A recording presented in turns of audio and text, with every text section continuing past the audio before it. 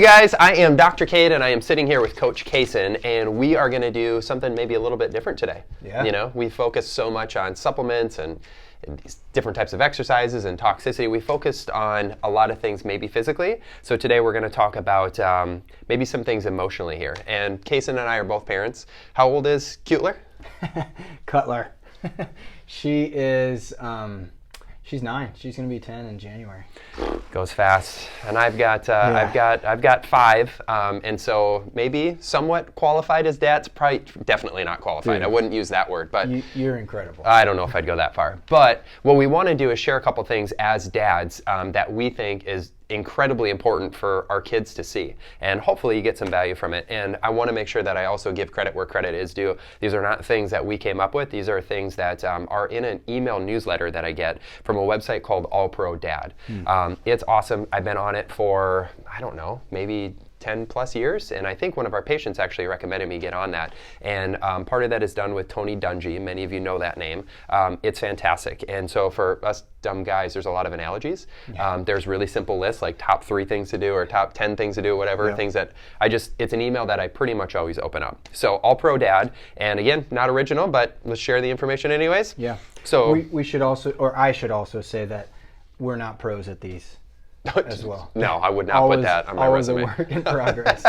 And I'd be curious how many dads, how many parents out there feel like you are a pro. I think it's just kind of part of it, you know, that you're constantly learning and modifying and doing your best to get better. So if that's where you're at, you're doing a great job, right? Yeah. So we're going to change it, top 6 things that we think? Probably 7. We'll probably add something else. Maybe. All right, so number 1 thing that as a dad you need to allow your children to see is cry. What do you think? Yeah, that's a tough one. It is a tough one. I know I never saw my dad cry, or very, very few times, but yeah, something about that vulnerability. Yeah, it's huge that we don't have it all figured out, right? Yep. It's an emotion, and so many of us give labels to emotions that they're good or that they're bad, right? But it's an emotion, it's a part of life, right? And I think it's really important as well for our children to see that and to know that we don't have to be afraid of that we don't have to stuff it down, that it's okay to experience that emotion, live in that emotion, and do something about it. And let it go. Amen. Yeah. Amen. Not easy to do. Not easy, especially for men. We don't see it. We're not brought up in that. But I know when I do have a good cry, I feel a lot better. Like the ugly cry? Yeah, like I hear you in your office the other. No, I'm teasing. Okay, so that's number 1. Number 2 is maybe a little bit sillier, and it should be sing. Is what was in the newsletter, but we added dance to it. Yeah. And I think so many of us are afraid to do certain things, you know, that somebody's watching us or somebody's judging us, and we've all been on both ends of that spectrum, right? You know, maybe living in our shell more than what we'd like to. But I think it's so important for us to be silly and to sing or to dance or to do something off the cuff and be spontaneous. And it's so important for our kids to see that and to feel that energy, that playfulness, because it's easy to lose that. As we get older, it's easy to live in our heads instead of our heart. So be a kid, sing, dance, or whatever it is that you feel called to do, right? Yeah, they do it. They do it. So how awesome would it be to join them in doing that? And that I know with my daughter makes her little heart sing. Oh my gosh! When I join her in a song or a dance. So, yeah. Cool. So next one is very important. Is ask for help.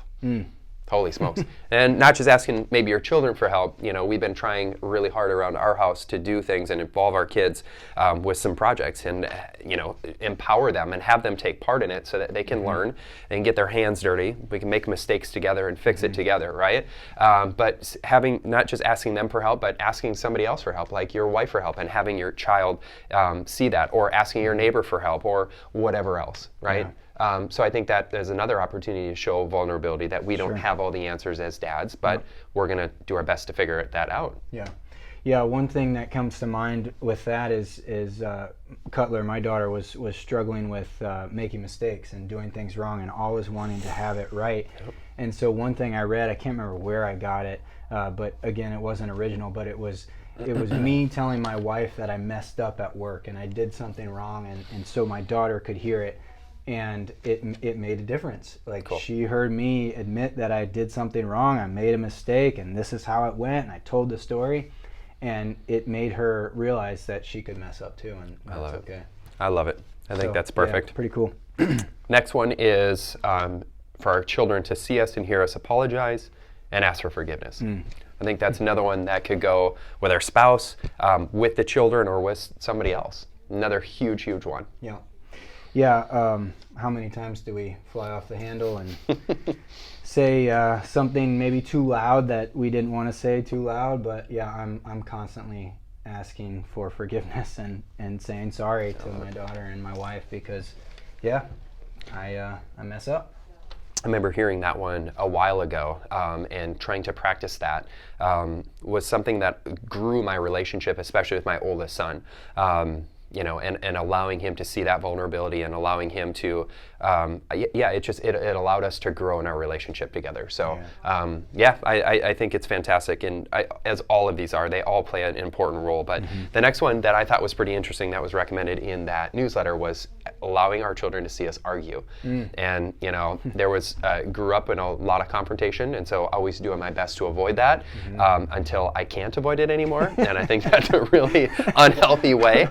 That perhaps you're doing, or maybe many of us are doing, right? That you can put up with it until you can't. Right. And I don't think that that's healthy. So, allowing that communication to not get heated, allowing that communication to just be smooth, but it's okay to have different opinions on certain things. It's okay to agree to disagree. Right. And allowing the kids to see that is beautiful because that will help shape their future relationships with their coworkers and their spouses and their neighbors and so on and so forth. Man, yeah, if you can understand that other people have different opinions than you, I mean, what more could you teach your child, Like, that's a constant struggle for me. Yeah, me too. So hopefully you're following along. We're through 5 so far, and that is kind of where that newsletter stopped. But the one that Cason and I both thought was important was adding a number 6 and allowing your children to see you work.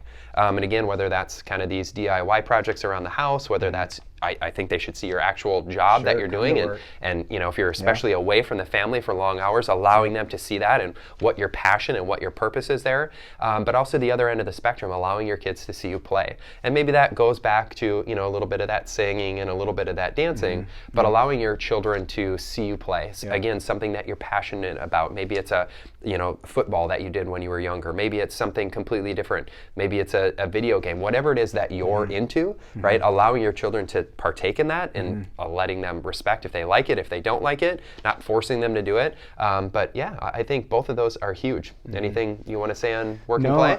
It's just opening the door to your life, kids, we look up to our parents, That's how it goes. And so when you can bring them into your daily routine, I know that they just love that. So, yeah. So change up the pace a little bit today, and hopefully those things at least got your wheels spinning, and maybe some ideas to put that into play with your relationship with your children. Being a daddy is awesome, but it is hard. Being a mommy, I can't imagine. I think it's so much easier being a man, and I can't even begin to understand the burden on you mamas. It's unbelievable. So thank you to all you mamas. Thank you to all you dads out there. If you've got questions, if you've got additions to this list, if you've got anything that you want to talk about, we're all ears. But absolutely. It's such a work in play, isn't it? Yeah. And the more things like this that you can be conscious about to try to put in place, the better your relationship is going to be with your children, the happier and more productive they're going to be as adults as they grow up. I think I heard somebody say the other day that there really aren't any adults. There's just old children, and I think that's great. We're all just doing our best to try to figure things out for the most part, and right? carrying those wounds from childhood, and working through them. A lot of us are still carrying those wounds, aren't we? Yeah. A lot of us are. Yeah. So you've got a chance to rewrite things, and hopefully, again, this list of 6 things were a decent place to start. So, again, I'm Dr. Cade, and I'm here with Coach Cason at LIFEstrength Health Center. You can reach out with anything, but thank you guys. Many blessings this holiday season. See ya.